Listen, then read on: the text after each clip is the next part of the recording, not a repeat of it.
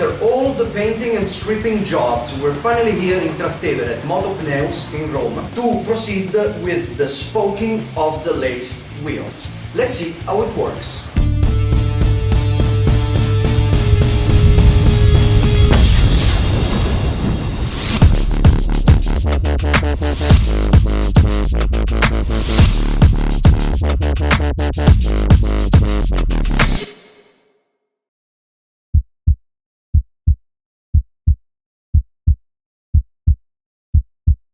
Hi everybody, I'm Custom Cez, and in this episode of Roma Custom Bike we'll not only complete the wheel assembly, but we'll also go pay a visit to a young and clever builder with his own shop in Spencer, Massachusetts. So, without further ado, let's begin with the lacing of the wheels. As you know, I'm a big proponent of DIY, but in this occasion I've opted for the help of an expert technician so he could show me how it's done right.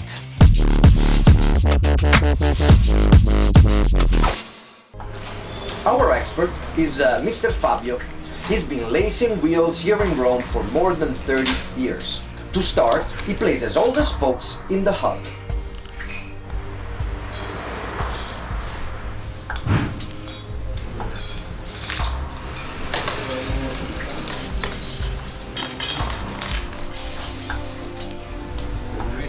After that's done, he gets comfortable to insert each spoke in the rim. At this point, the nipples are screwed in, finger tight.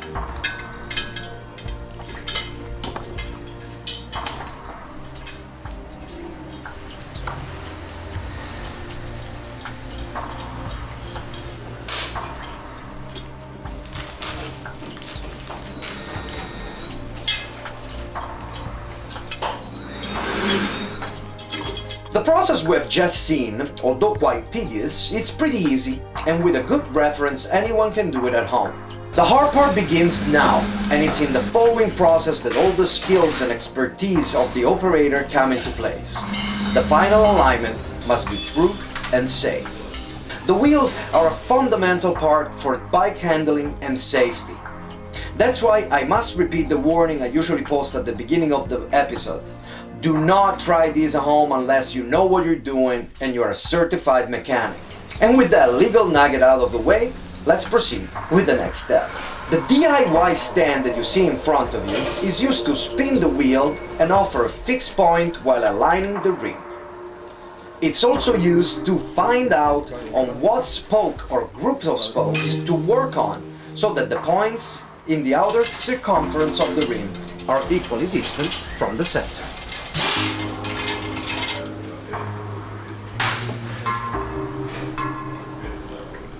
By tightening and loosening the identified spoke or spokes, Mr. Fabio can correct both the alignment and the centering of the wheel.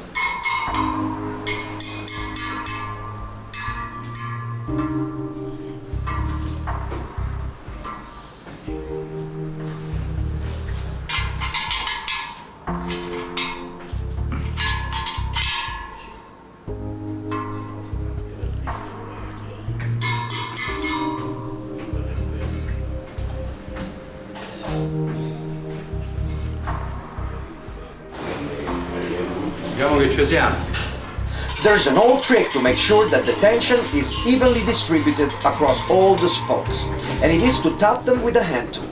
If all the spokes generate more or less the same audio tone, then the distribution is good.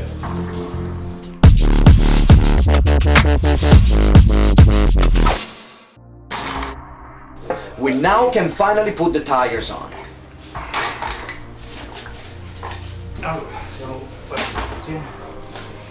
The black band around the rim is to protect the inner tube from the spoke nipples.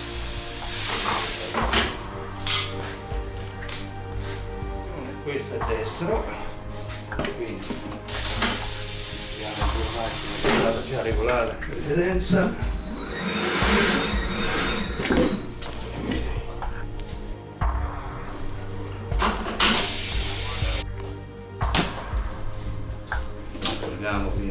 The inner tube is inflated prior to installation to prevent the rubber from sticking and creating folds.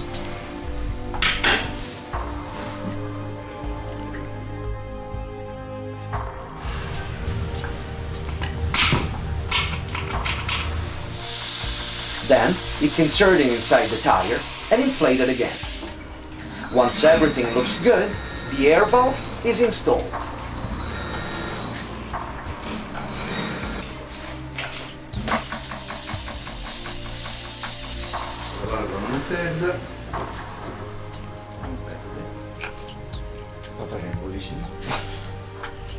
The last process is balancing the wheel.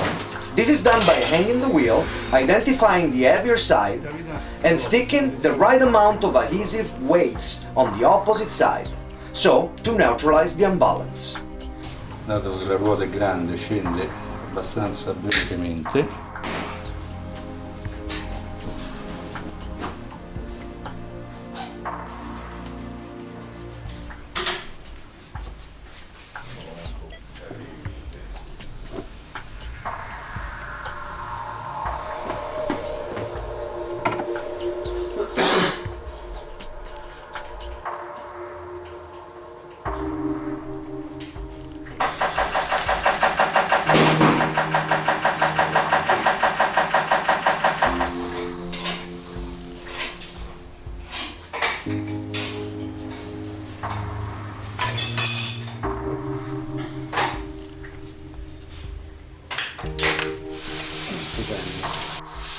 The same thing is done on the front wheel.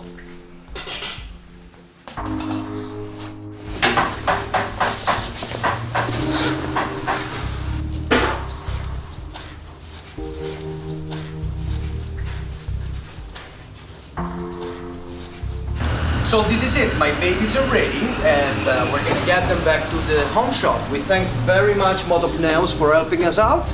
Let's get it on. The process seems so easy, but it's only because it was Mr. Fabio doing it. His skills and expertise really paid off. And now that we're done, I'd like to bring you in the town of Spencer in central Massachusetts and introduce you to Jake, a young builder that 2 years ago has decided to open his own shop, Barnstorm Cycles. Oh, don't push it. Oh, don't push it. Oh, don't push it. Oh, don't push it.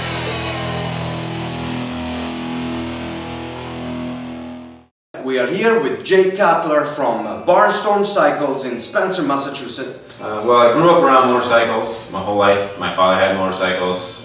We had a small garage at our home, and so I grew up tinkering and fell in love with them as I grew up, had dirt bikes and whatnot.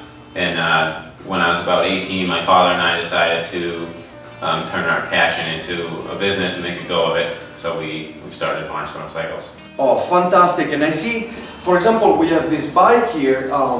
This is your bike. Correct. This is what you ride. Will you please describe to me what you have done here and what we got here? Okay, well basically, the power plant in this motorcycle is a 1941 Harley Davidson knucklehead motor. Okay. So the motor's a little over 70 years old. Wow. When I got the motor and the transmission, they were both, well, the motor was completely apart in boxes and been apart for 16 years. I bought it from a very good friend of mine named Paul. Together, Paul and I actually rebuilt the whole motor. Okay. And then from there, I got a replica 1948 panhead wishbone style frame, and this is kind of the end result. So there's a lot of hand fabricated bits, one-off stuff, and then things that have been modified.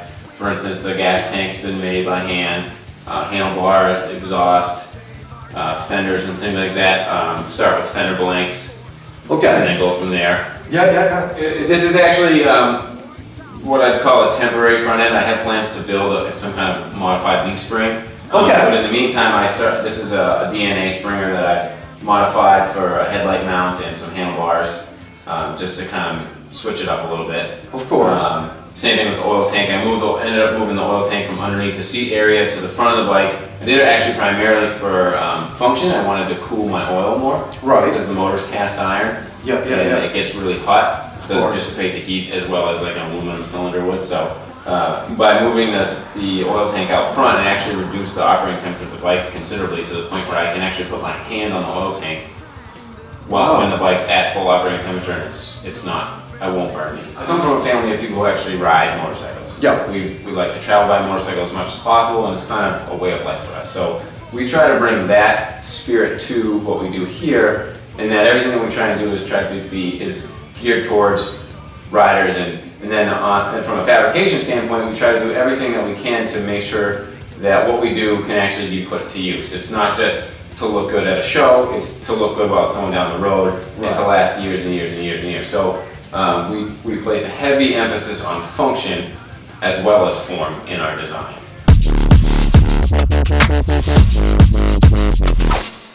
Jake's style, it's awesome. It's fresh, well thought out, radical when needed, but definitely drivable. So check out his site and Facebook page.